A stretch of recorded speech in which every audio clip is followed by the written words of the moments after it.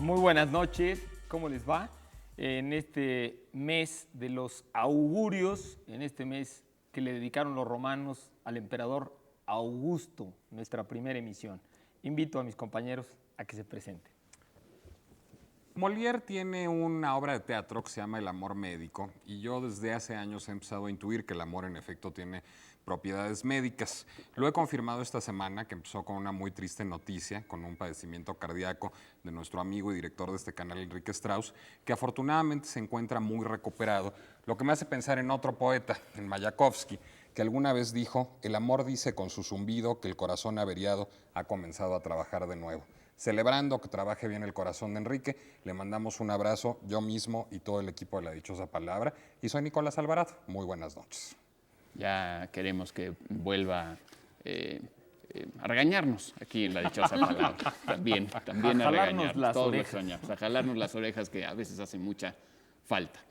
Bueno, pues decía Federico Nietzsche que siempre hay algo de demencia en el amor, pero que siempre hay algo de razón en la demencia.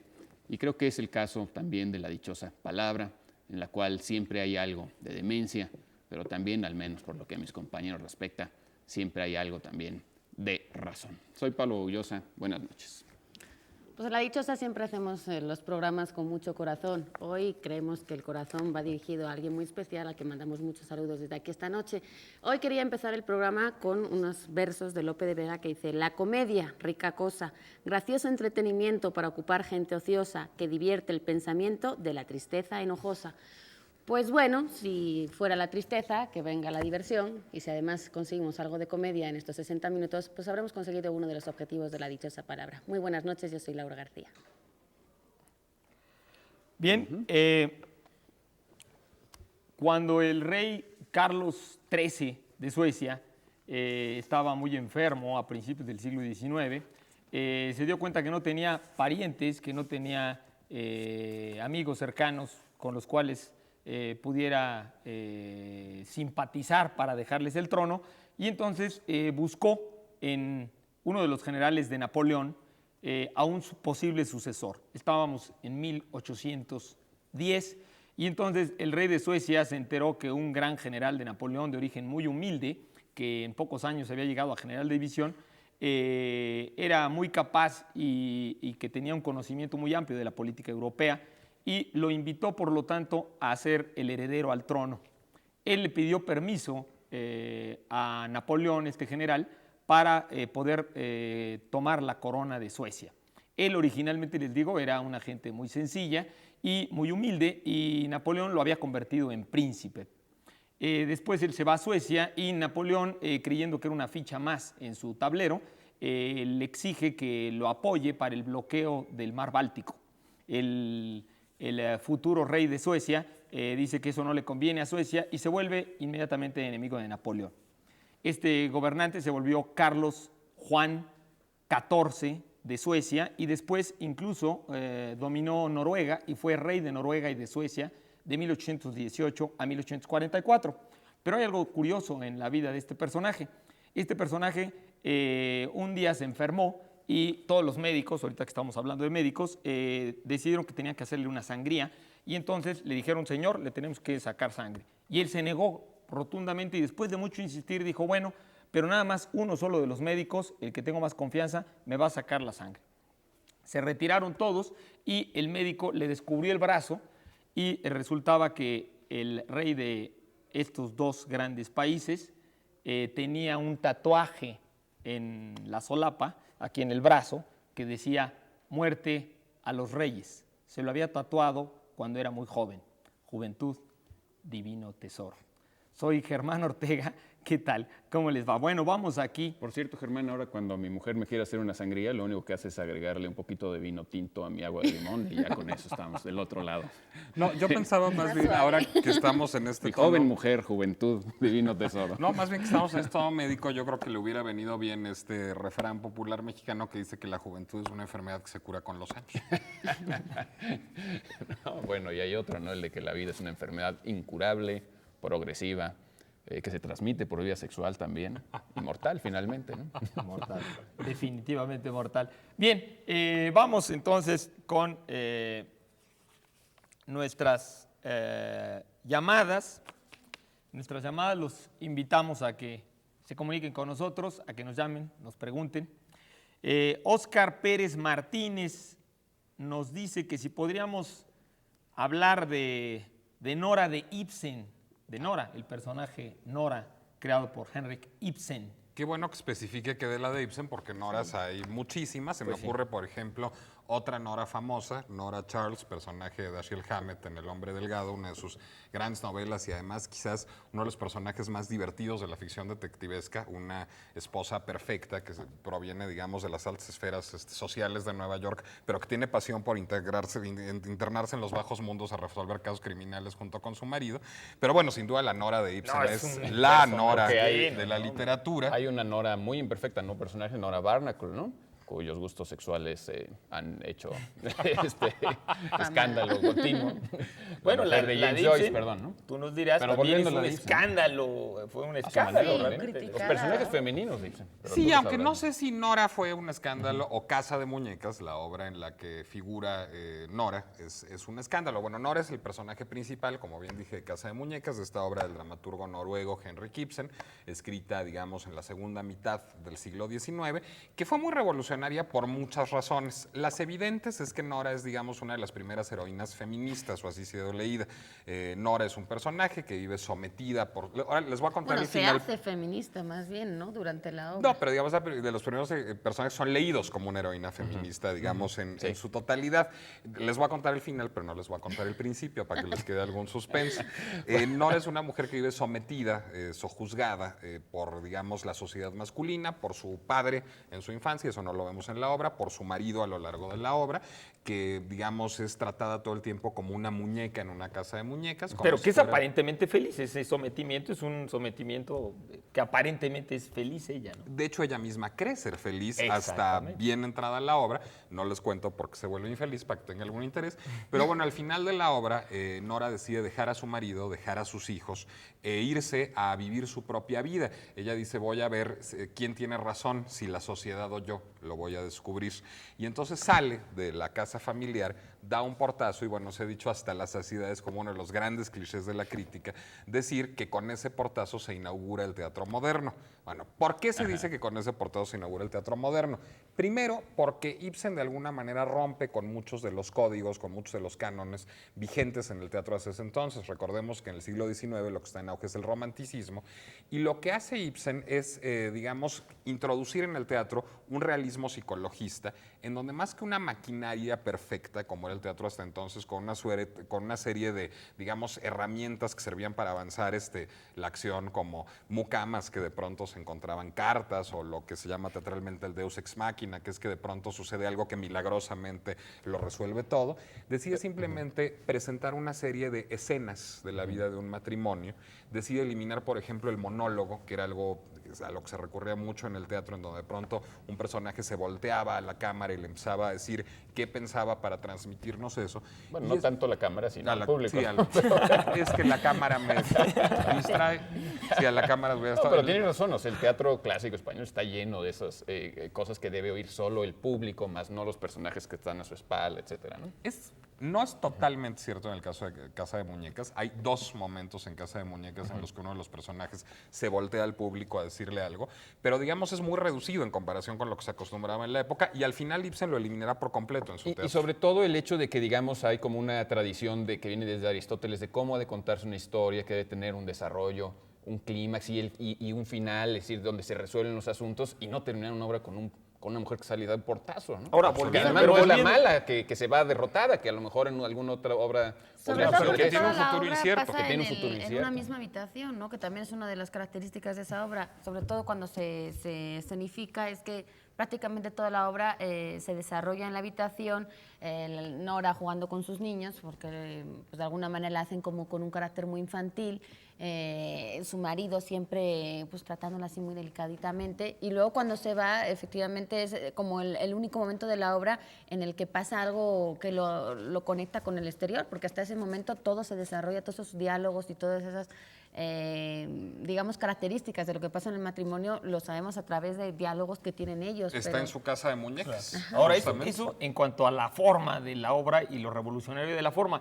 pero platícanos justamente lo que a la gente le escandalizó respecto al sentido y al que sentido del abandona a sus personaje, hijos, ¿no? a lo feminista que se dice del personaje. Habría que decir ¿no? de entrada que Ibsen no era un feminista. De hecho, en algún No, momento. pero para nada. Para nada. En algún momento posterior al estreno de Casa de Muñecas y al gran éxito, al gran succès de scandale, como dicen los franceses, al gran éxito de escándalo de Casa de Muñecas, lo invita a un grupo feminista noruego, que ya digamos empezaba la liberación femenina noruega en aquella época, le dan una comida y él a la hora de brindar con ellas dice, les agradezco mucho que me honren, pero yo ni soy un feminista ni quería hacer nada que tuviera que ver con el feminismo. Yo pensaba más bien en los derechos humanos, no en los derechos de la mujer. Exactamente. Pero, digamos, tiene desde luego una lectura feminista de la obra en el sentido de que la obra refleja, digamos, cómo Nora es una mujer que está estupidizada por su entorno. De hecho, durante los 2 primeros actos es notable lo imbécil que es el personaje Sí, las cosas que fundamentalmente. dice pues declaran, o sea, manifiestan claramente que tiene o sea, que está muy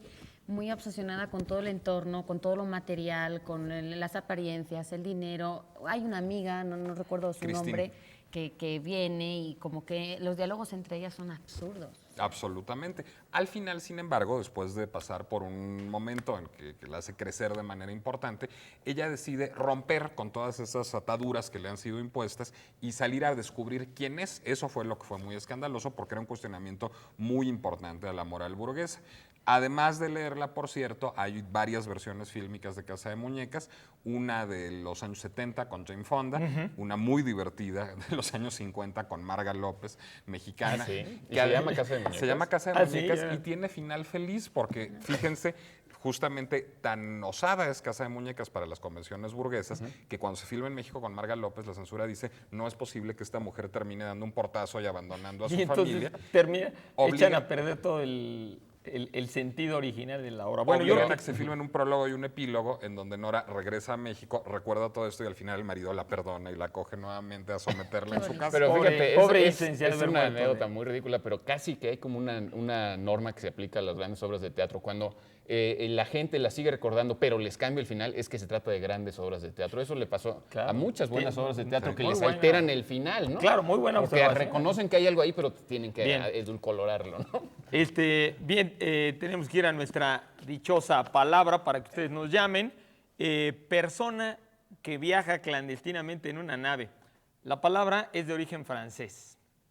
Bien, los que le atinen, los que ya sepan la palabra, van a obtener, Laurita. Entre otros, de Erasmo de Rotterdam, Elogio de la locura, cortesía del sótano, pues el gran Erasmo de Rotterdam, y se dice que es la primera obra dentro de la literatura europea que plantea la separación entre la inteligencia laica y la visión eclesiástica del mundo. Hablando de mujeres osadas, también se pueden llevar la correspondencia de Antonieta Rivas Mercado por una cortesía de la Universidad Veracruzana en una edición además prologada por Fabián Bradú. Se antoja. Mucho. Y también se van a poder llevar no ejemplares, suscripciones en esta ocasión, sí, oye usted bien, suscripciones de la revista El Huevo, que en este su más reciente número está dedicado a la música.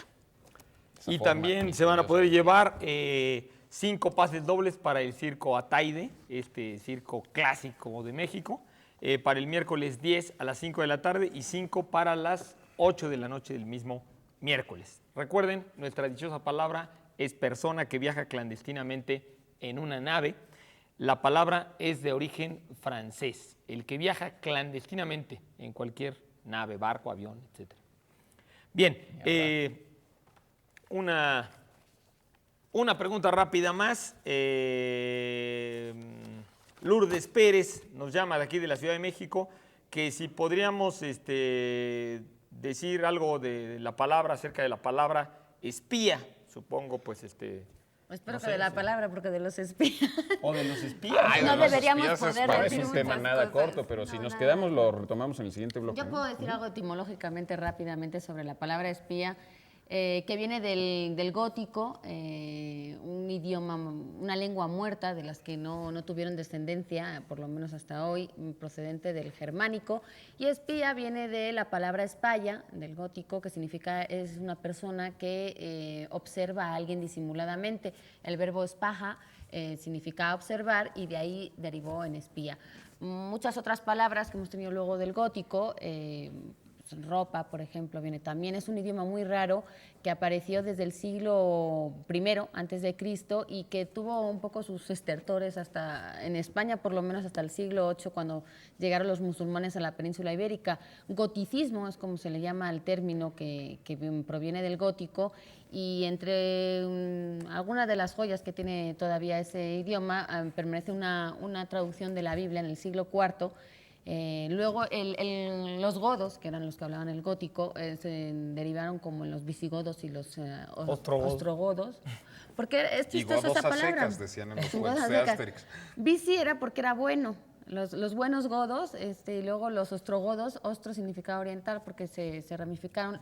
Los godos venían de Escandinavia Bueno, y se como en repartieron. Osterwald, el reino del Se ha del oeste, discutido del mucho este. esa etimología, ¿no? Es espía? decir, lo que nos dice Laura es la etimología tradicional. Ahora ¿De espía? dicen que realmente viene de visigodos y ostrogodos, ¿no? No, sí, ya nos desviamos de espía. Oye, pues, ¿qué pasó? ¿Dónde Hay quedó toda una el espía? literatura de espías muy interesante. Yo quisiera hablar de eso, pero Sí, se a me mí hace que ya no da tiempo. Ya a no, este Me corte. parece que vamos a tener que ir a un Bueno, corte. yo creo que vamos a tener que ir a un corte y regresaremos un poco con los espías y a lo mejor con los godos también. Con los espías godos. Con los godos y los flaquitos. Bien, también otro regalo es El Eslabón Escondido de Alfonso Bon Salas, editorial La Casa del Mago.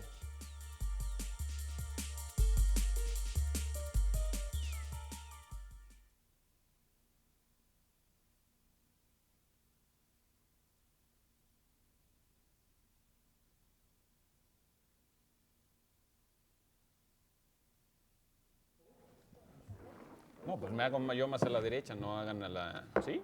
Digo, a la dama del programa.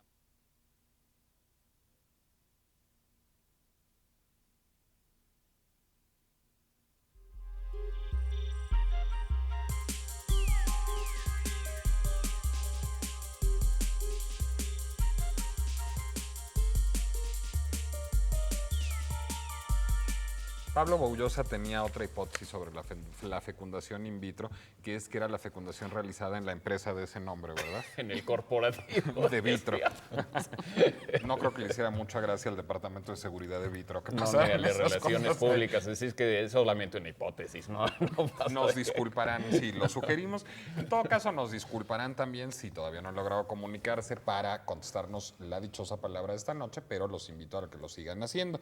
Díganos cómo se le llama a la persona que viaja clandestinamente en una nave. Esta es una palabra de origen francés.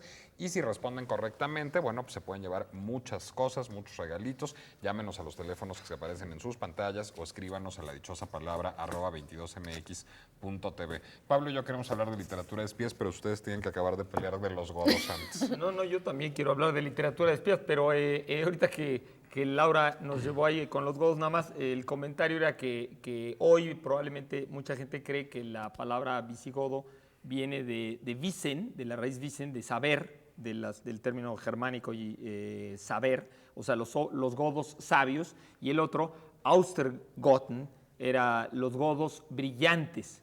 O sea que más que orientales, ¿no?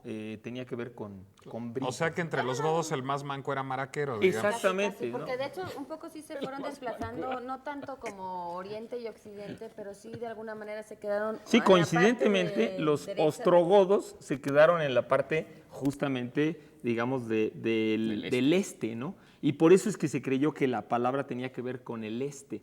Pero hoy se cree que la raíz la raíz gótica es otra. De hecho saquearon Roma, hicieron temblar un rato el Imperio Romano. Bueno, y- fueron el pueblo germánico más interesante, ¿no? Como también nos han hecho temblar las novelas de espías. Pablo. Sí, Claro no, que sí. incluso antes de decir de introducir a este género que empieza en el siglo XVIII con el auge de los nacionalismos y se destapa más tarde, sobre todo en el XIX y en el XX, sí recordar una cosa curiosa, que el espionaje está catalogado como un delito por la Corte Internacional de La Haya y todo, pero sin embargo casi todos los países desarrollados tienen una agencia que básicamente se dedica a Agencia de esto, ¿no? inteligencia, digamos. Ese es el nombre oficial del asunto. ¿no? Exacto, Pero bueno, no de espionaje, pero bueno, pues Pero hay una claro, sutil como dice diferencia Pablo, muchas veces, ¿no? el espionaje, y yendo a las conexiones con la literatura, digo, el espionaje es tan antiguo como la humanidad, porque el espionaje incluso como definición, pues es desde aquel que espía a su vecino, ya es un espía,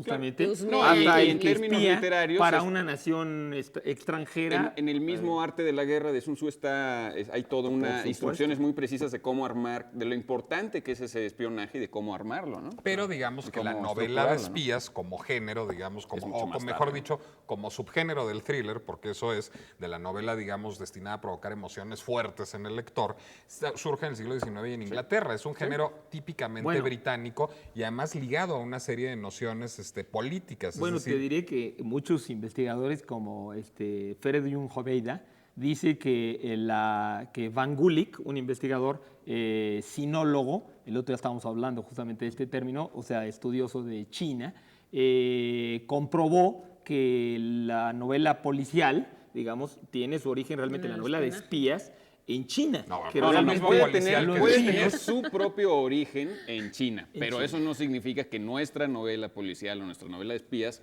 Haya venga de la nacido en literatura Inglaterra. china. En realidad es una tradición enteramente distinta. Es decir, yo no dudo que haya textos chinos que puedan calificarse como de espías o de policías muy, muy antiguos, pero no viene nuestra novela policíaca de la literatura china, de eso sí lo puedo asegurar. Bueno, Pablo lo puede asegurar, pero algunos investigadores dicen que ellos también pueden asegurar Lo que vamos ya en a el siglo espiar en el XVIII, justamente el Cuando juez... Poe leía traducciones del China, me imagino, ¿no? No necesariamente Poe, pero digamos todo el desarrollo posterior a Poe, inmediatamente posterior a Poe, que se enriqueció justamente con la literatura que también se empezaba a llegar de China.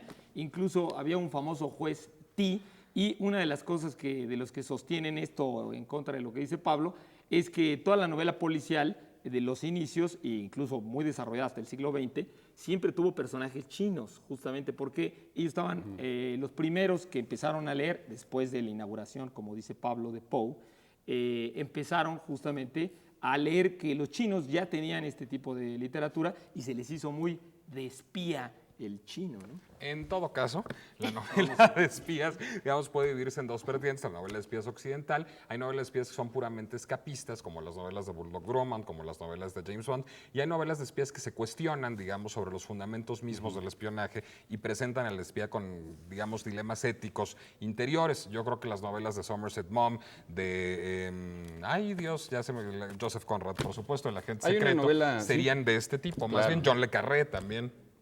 Ya que nos estábamos aventando un duelo de autoridades, yo cito a Borges, que para mí es la autoridad máxima en materia de literatura, quien afirma esto que yo estoy diciendo, pero no importa, en todo caso quería mencionar una novela, ya que dice que es un género muy británico y muy importante, que es Kim, que es una novela que seguramente le gustará mucho también a Germán, porque es una novela que está a medio camino entre la novela de espionaje y la novela de iniciación, digamos, espiritual. El personaje Kim es un niño que está en Afganistán y que se deambula, vaga por las calles y entra en contacto con alguien que trabaja para el espionaje británico. Recordemos que en aquella época había una guerra más o menos fría entre Asia y Europa y que estaba muy, muy caliente este asunto del espionaje, precisamente por eso en esa zona, pero también el personaje Kim, a la vez que entra en contacto con este servicio de espionaje británico y empieza a brindarle servicios,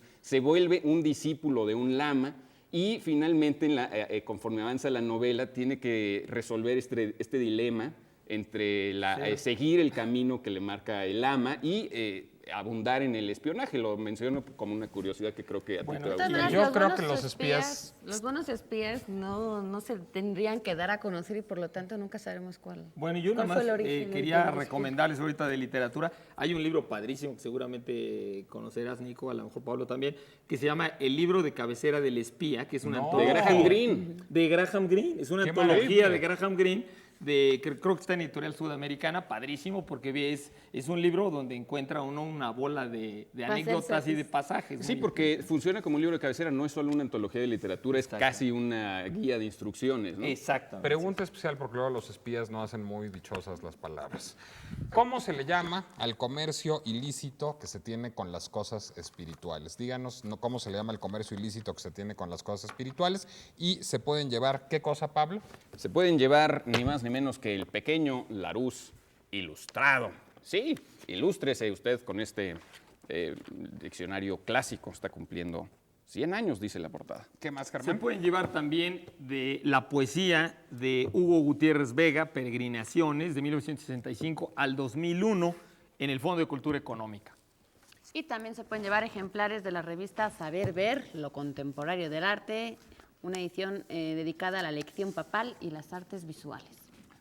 Leticia Zamora. Bueno, ¿nos da tiempo a una pregunta en este bloque o ya no nos da tiempo? Sí, nos da tiempo. Leticia Zamora nos pide que hablemos de Salvador Rosa.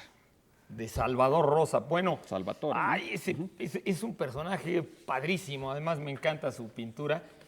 Salvador Rosa es uno de los más grandes, para mí, pintores italianos del barroco del 17.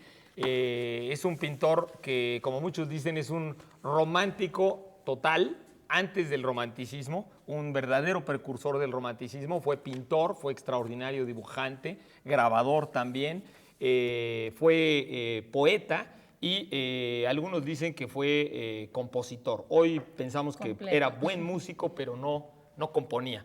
Pero lo curioso de este personaje es que realmente tuvo un gran impacto entre los románticos. O sea, a partir del siglo XVIII, muchos jardinistas, o sea, muchos arquitectos de paisaje, empezaron a estudiar sus pinturas y a tratar de reproducirlas en verdaderos jardines, porque este personaje, que originalmente es medio paradójico, porque él quiere ser clásico, quiere ser un clásico, quiere ser un conservador de la pintura, compone una serie de sátiras, incluso que son 7 sátiras muy famosas que circularon mucho en su época, que las leía con mucho entusiasmo. Una sátira a la poesía, que dicen que es la mejor, donde habla de los problemas y de los absurdos de la literatura de su época.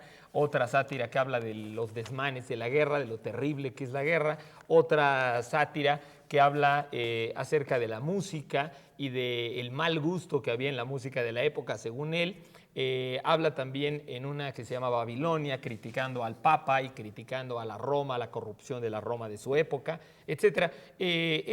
Sus sátiras se hicieron muy famosas, hoy no las valoramos mucho, pero parece que fueron bastante aceptadas y gustadas. Pero decíamos, este pintor que quería ser clásico, él en su vena interior era un hombre megalomaníaco, egocéntrico, que deseoso de fama. Y la logró en alguna Y que la medida. logró, por supuesto, y que conservamos muchos de sus retratos. Se pintó a sí mismo miles de veces, como Rembrandt, pero Rembrandt se pintó para estudiarse, para entenderse cómo evolucionaba y cómo envejecía. Él, en cambio, un poco para mostrar su tormento interior, algo que no volveremos a ver hasta el romanticismo. Y sus temas son temas tormentosos, hay un gusto casi por lo macabro, gusto casi por lo feo. Sus paisajes son verdaderamente mágicos, son ventanas casi a la eternidad. Le gustaban las escenas goyescas, que después llamaremos goyescas, de aquelarres, de brujas, de cosas sobrenaturales. Como bien apuntaba Pablo, de hecho era Salvatore y no Salvador, y si a veces lo recordamos como Salvador, eso quizás sería también importante decirlo, es por una ópera, por la ópera Salvador Rosa, una ópera brasileña, una de las óperas además más exitosas de la tradición brasileña, que a ustedes les parecerá muy exótico que era tradición brasileña operística, pero a la fecha la ópera se representa en Brasil. No me acuerdo quién es el compositor, pero toma como punto de partida la ópera una relación, digamos, cercana que tenía Salvatore Rosa con los pescadores y cómo se especula si participó él o no en una revuelta de pescadores. Era un personaje extraordinariamente polémico. Y Salvatore Macianello, Rosa. la revuelta de Macianello, un personaje Por muy cierto, interesante. sí hay una tradición de la ópera en Brasil. De hecho, uno de los más famosos teatros de ópera está ahí metido en alguna ciudad. ¿En el Amazonas? Cerca del Amazonas. Claro, casi pero perdida en la una selva. tradición de compositores de ópera claro. brasileña. Pero bueno, está raro, ¿no? Está raro. Pero existe. qué bien. Pero bueno, en todo caso, ¿a poco En nos da tiempo? Manaus, el teatro de Manaus, donde cantó incluso el mismísimo Caruso, allá a la mitad del Amazonas. ¿A poco nos da tiempo para otra? Claro que no nos da tiempo, si era demasiado optimismo. Vámonos a unos mensajes y regresamos con más aquí en La Dichosa Palabra. Por cierto, que entre los regalos que sumamos a nuestra pregunta especial está Caracol Nocturno y otros poemas de César Benítez Torres por una cortesía del Instituto Politécnico Nacional. Volvemos.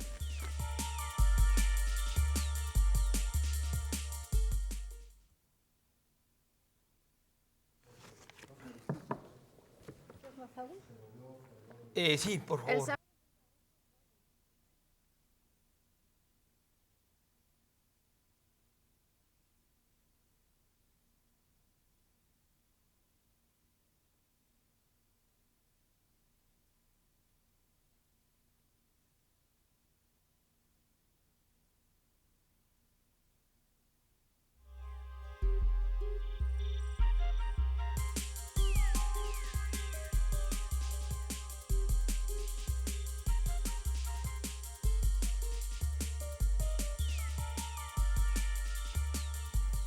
Dextrismo, así se les dice a los que dominan la mano derecha sobre la izquierda. Seguimos aquí en La Dichosa Palabra con más preguntas y más correos que nos están llegando de todos ustedes con más dudas. Esta, por ejemplo, de Julio Sánchez, que nos pregunta qué significa eunuco. ¿Qué significa? Esperemos Nada. que no lo averigüe en carne propia. Esperemos que no tenga que pasar la prueba de carne propia. Bueno, curiosamente, fíjate que aunque ya por lo general se entiende por eunuco pues a un hombre castrado, originalmente no era necesariamente así. De hecho, hay varios ejemplos históricos donde los eunucos no están castrados.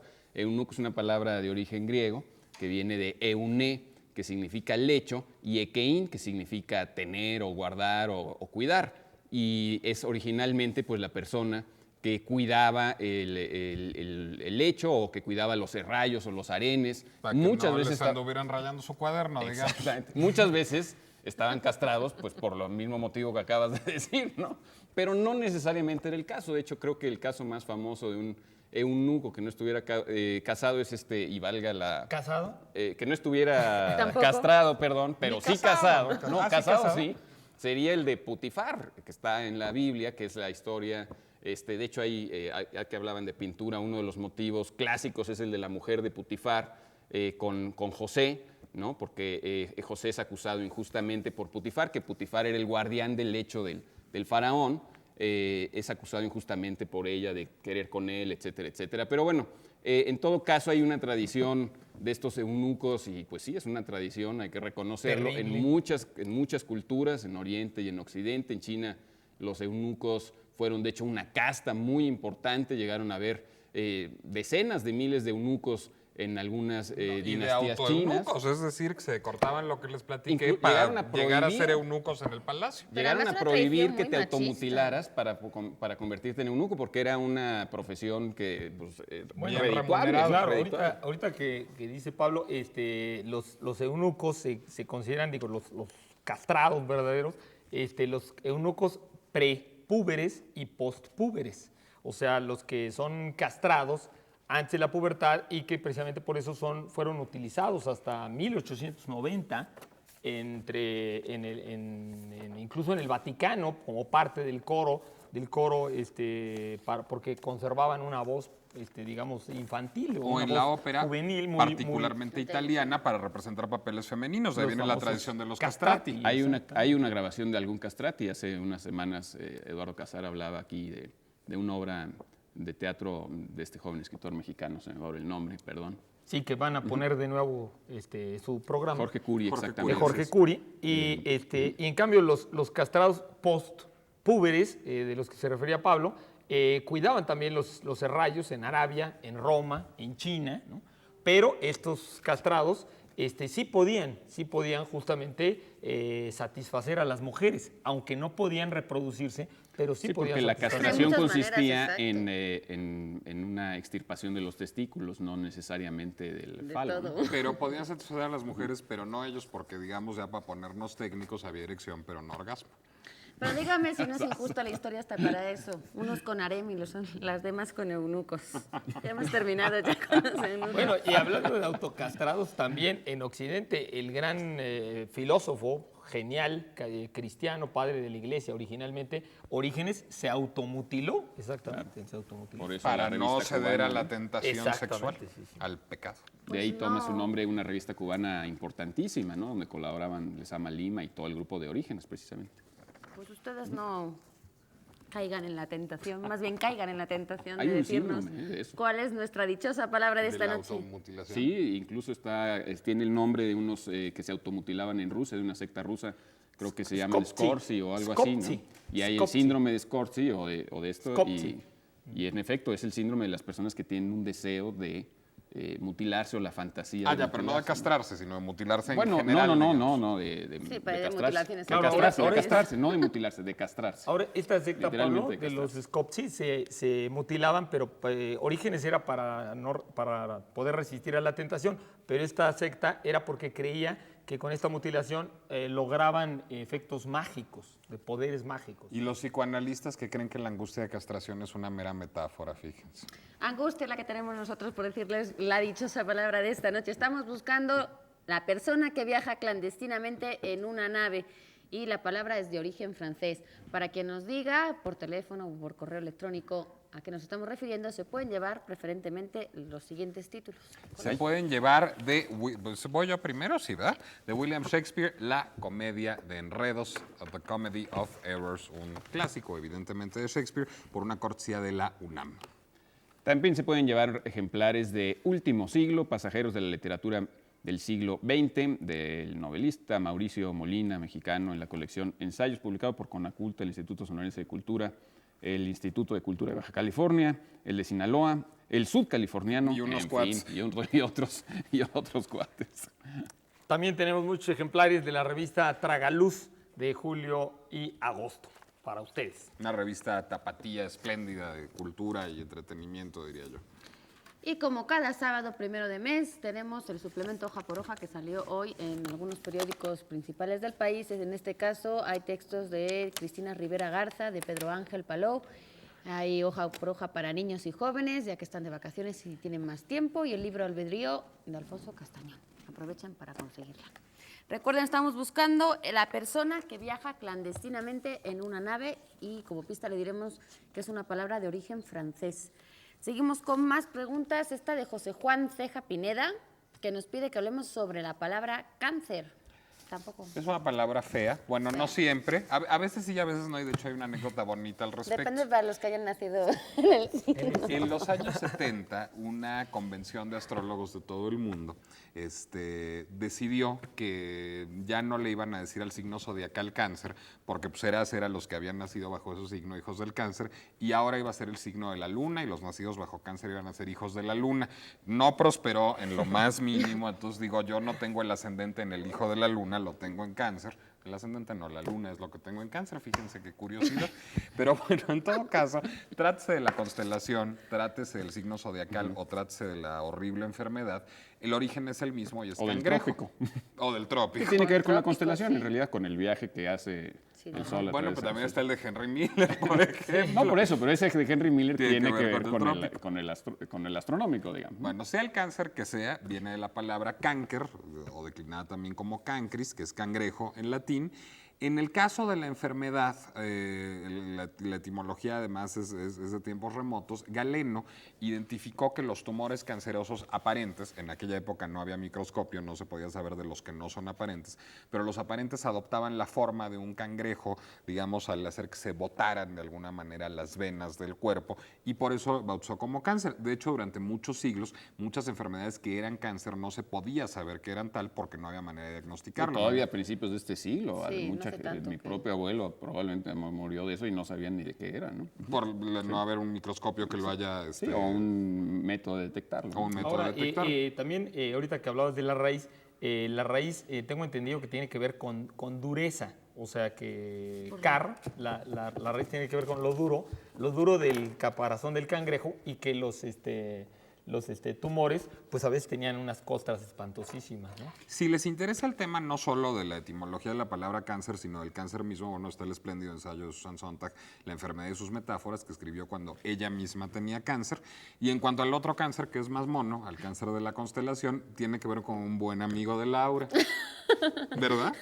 con un Ptolomeo. Con Ptolomeo, de quien estaba hablando Laura, él que fue, digamos, en gran medida el padre de la astronomía y de la astrología, que en aquella época no estaban tan peleadas como ahora, de alguna manera bautizó a muchas constelaciones, incluyendo las 12 primeras, que son las que después se conocerían como el zodiaco, y como a una le vio forma de cangrejo, y además le venía bastante bien con el mito de la hidra, en la que el cangrejo salva a Apolo de la hidra, bueno, pues ¿por qué no ponerle cáncer? A Hércules, ¿no? A Hércules, ¿qué dije Apolo? A Hércules de la hidra, ¿por qué no ponerle cáncer, digamos, en homenaje a ese cangrejo que salva a Hércules de la hidra, y de ahí el signo zodiacal también? Ahora, pero el Fíjate. signo zodiacal, digo, él bautiza con el término griego al signo, pero el signo es babilónico, ¿no? Incluso Ptolomeo, que Pero vivía no en era Egipto, cáncer. ¿eh? Pero no era cáncer. No, en no se Babilonia. llamaba cáncer, pero era un cangrejo. Y en Egipto sí, era un cangrejo. era un cangrejo. En la digamos, en la astrología babilónica era un cangrejo, y en la astrología egipcia eran dos tortugas, que es curioso, eran dos tortugas que también tenían que ver con esto del caparazón, curiosamente. Pero yo había oído que lo del trópico de Cáncer no era exactamente Cáncer, donde estaba la constelación con el movimiento, sino que era otro, creo que era, no sé si era Piscis, cuando era más exacto, después se vio que no era exactamente Cáncer. Probablemente, porque el bueno, cálculo es después muy hubo un antiguo, ¿no? desplazamiento, Sí, y Pero además bueno. pues el firmamento no está estable, va cambiando muy, muy lentamente, pero realmente va cambiando, ¿no? Bueno, A y lo hay largo de los muchísimos siglos, astrónomos que dicen que, que la constelación de Cáncer parece un cangrejo, pues en la imaginación de Ptolomeo, cosa con la que yo También. estaría de acuerdo. Por Es decir, cierto, una Pero por eso última hay muchas cosa, estrellas. aunque Cáncer y cangrejo tengan tanto que ver, el cáncer es mortal, pero el cangrejo parece ser inmortal, ¿no? Exacto. Al menos eso dicen los La que se quedan inmortalidad. pensando en la está muy inmortalidad bueno. del cangrejo. Está muy bueno, claro. Pues ya saben que aquí somos 5 los que hacemos la dichosa palabra y hoy nos faltó Eduardo, pero no nos quiso dejar de hacer esta recomendación de la semana. Vamos a escucharlo. Mi recomendación en cuanto al libro reciente es ahora de un libro de poesía. Pienso que leer poesía es un gran adiestramiento para la imaginación y para el oído de un lector. Se trata de Fiel a la Tierra. Fiel a la Tierra, editado por la UNAM, es la recopilación de la poesía que ha escrito hasta la fecha Víctor Manuel Cárdenas, poeta de la generación de los 50, nació en 1952, año heroico. Y en este libro la Universidad Nacional Autónoma de México ha juntado los distintos materiales de Víctor, quien en uno de sus poemas dice: la poesía no cambia nada, es un espejo donde se mira el que cambia. Realmente, si ustedes leen Fiel a la Tierra, con la calma y el reposo que exige la poesía, van a tener una vida más enriquecida, más sabrosa. Pues ahí estaba la recomendación de Eduardo, ojalá la disfruten y si no, sigan leyendo ese y otros títulos. Nos tenemos que ir a unos cortes, no se vayan porque volvemos enseguida.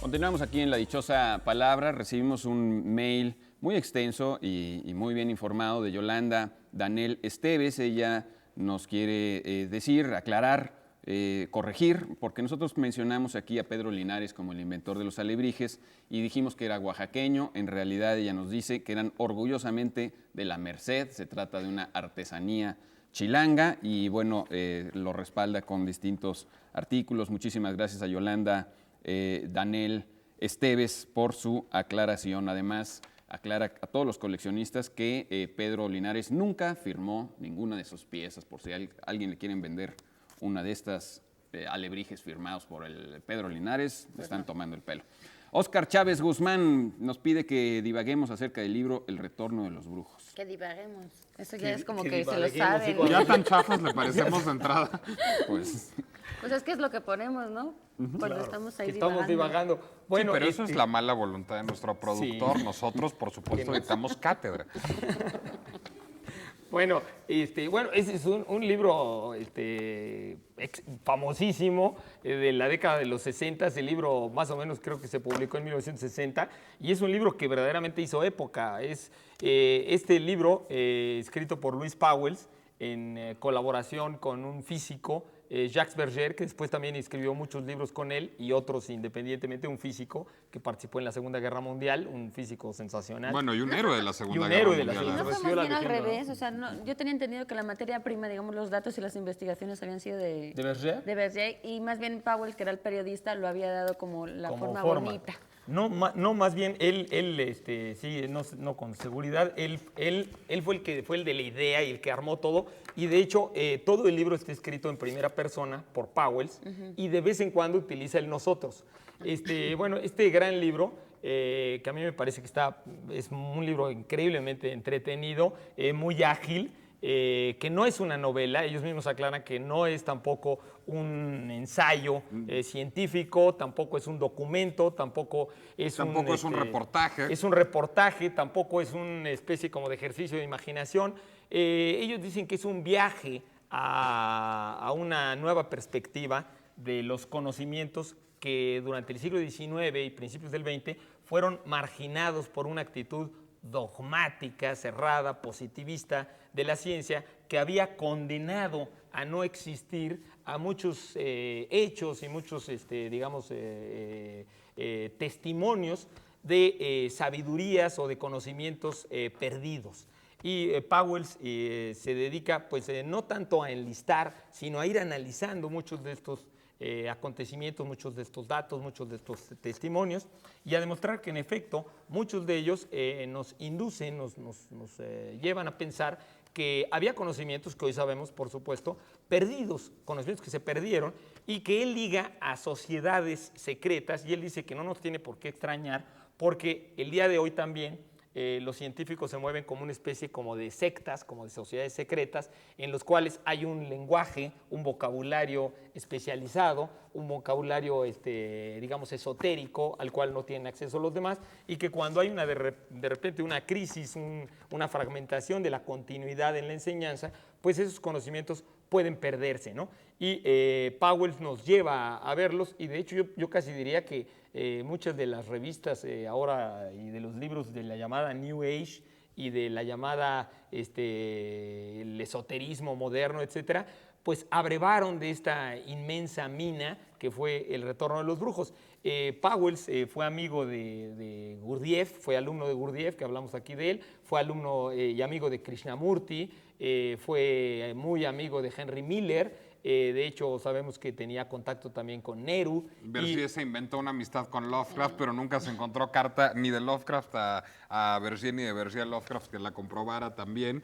Y yo creo que a lo mejor incluso se incluye en el libro esta hipotética amistad con Lovecraft, es un poco para poner en duda casi cualquier cosa, ¿no? Él podría estar diciendo la verdad o no.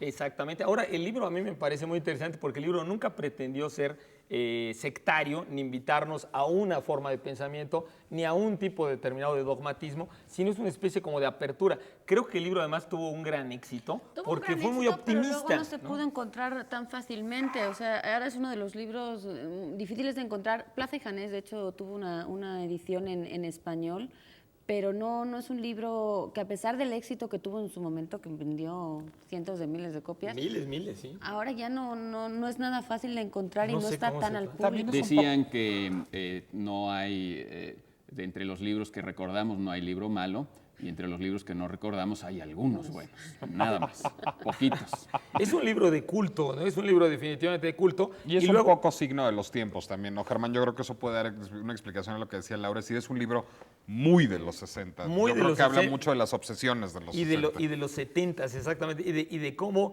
la época inmediatamente posterior a la Segunda Guerra Mundial trajo una generación que era la generación de Powell, de gente que pues empezó a ver como que estaba a las puertas del apocalipsis y que después del trago de los 50s empieza, digamos, con mayor optimismo a ver que la ciencia, el desarrollo, el conocimiento, etcétera, pueden abrir un mundo para el siglo XXI. Bueno, que el propio sensacional. Bergier, que había sido judío, que había estado en campos de concentración, él mismo decía que él tenía como poderes de, digamos, de predecir cosas o de adivinar cosas entre sus compañeros. Claro, esas empiezan a hacer cosas que, pues yo digo que las circunstancias... A lo mejor ahí fue que en se un escribió campo con de- Lovecraft. Pues sí, ¿no? Ahí fue cuando Su empezó delirio. en sus delirios, pero que sí empezó él como a creerse mucho todo lo que él vivía en carne propia y que, bueno, que también hay que ver como Luego abrieron las una circunstancias revista. que le rodeaban, ¿no? Luego abrió una revista sensacional, que fue la Planeta, revista ¿no? Planeta, exactamente, que se publicó toda la década de los 60s, justamente. Donde había estado ahí publicando ciertos... No, no Fragmentos. escuché algo nos decía nuestro productor. ¿Tenemos poco tiempo? La Nos quedan respuesta. las respuestas. Ya, qué Bueno, la barbaridad. dichosa palabra de esta noche estábamos buscando cómo se le llama a la persona que viaja clandestinamente en una nave. La palabra de origen francés es, desde luego, polisson.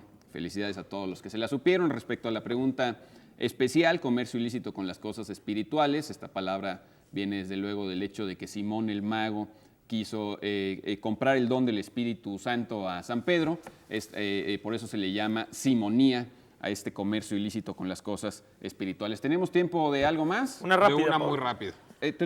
Pues aquí, yo no sé si fue del público de los que acaban de llegar por teléfono, Alejandra Castilleja, y dice que si la frase tiene que tener es un pleonasmo, y si es así, ¿por qué hasta ustedes los conductores la dicen? Bueno, pues, el hasta nosotros es lo que no me hace mucho sentido. Nosotros cometemos errores, desde cometemos luego, muchos errores. frecuentes. Como dice el bolero, pero podemos tener fallar, que pero no, nunca es, de mala no intención. pero no es incorrecto. Exactamente. Es una perífrasis verbal compuesta por un verbo, un nexo y otro verbo. En este caso coincide que son la misma el mismo verbo, pues tener que, pero pues tienes que evitar, tienes que subir, tienes que tener cuidado. Y a veces esas perífrasis son de lo más elocuentes, como por ejemplo, quera que no quera, tiene que querer. Es muy elocuente y específica para una situación hiperdeterminada. Claro, Y el la- refranero popular sería Está muy ahí. pobre sin esas perífrasis. Ese primer tener es un auxiliar y por lo tanto se puede combinar con cualquier tipo de verbo, también incluso el tener cuando significa tener. Bien, Nos tenemos pre- tiempcito de Tenemos, otra. bueno, Daniela Karina Bobadilla Calva, está aquí en el público, nos pregunta quiere que hablemos sobre el origen de la palabra Zócalo, porque muchos capitalinos, muchos chilangos nos preguntamos cuando vamos a otras ciudades de la ¿Por qué? República, ¿dónde está el Zócalo? Ay, y la no, gente se muchos queda... maestros de obras hacen unos inventos espantosos, pero di el No, origen y sí, ahorita me quejo es de los que maestros de obras. llamamos Zócalo a la Plaza de la Constitución, popularmente la conocemos como Zócalo, porque iban a colocar una estatua y Zócalo es la base donde se iba a colocar una estatua, ¿no? Zócalo y zoclo son la misma palabra. Zoclo es una contracción de la palabra zócalo. Luego los maestros de obra dicen, no, señor, es que el zócalo es el de arriba y el zoclo es el de abajo. No, zoclo y zócalo son sinónimos y siempre es una base en la que se coloca algo. La bandera, una estatua o lo que quieran, pero es lo mismo. Ahora, fíjate Pues que Santana, ese ¿no? error De hecho, que tenemos que- cometemos, ese error que cometemos nosotros de buscar el Zócalo, como dice Pablo, a veces en algunas ciudades de provincia, de hecho, existe la costumbre de llamarle a veces erróneamente al centro Pero es la Zócalo. Plaza Mayor o la Plaza Sí, de sí, Armas pero en por ese mismo muchas error que ciudades, dice Pablo. pero Sí, es Zócalo la solo parte es. por el todo, ¿no? Bueno, tan que Bueno, ya pues nos ahora vamos. sí tenemos que despedirnos. Gracias al público que acudió aquí. No está como el Zócalo en 15 de septiembre, hoy la dichosa palabra, pero de todas podemos formas, muchas gritar gracias. igual. Pero, a ver, griten como si fuera el Zócalo en 15 de septiembre, hombre. Bueno, oye, Un muchísimas abrazo, gracias a le todos mandamos ustedes. un abrazo A Enrique Strauss, a desde Enrique luego. Strauss, que se alivie, que le mandamos todas las buenas vibras desde acá. Mucha suerte. Hasta el Enrique. sábado. Hasta entonces. Bye.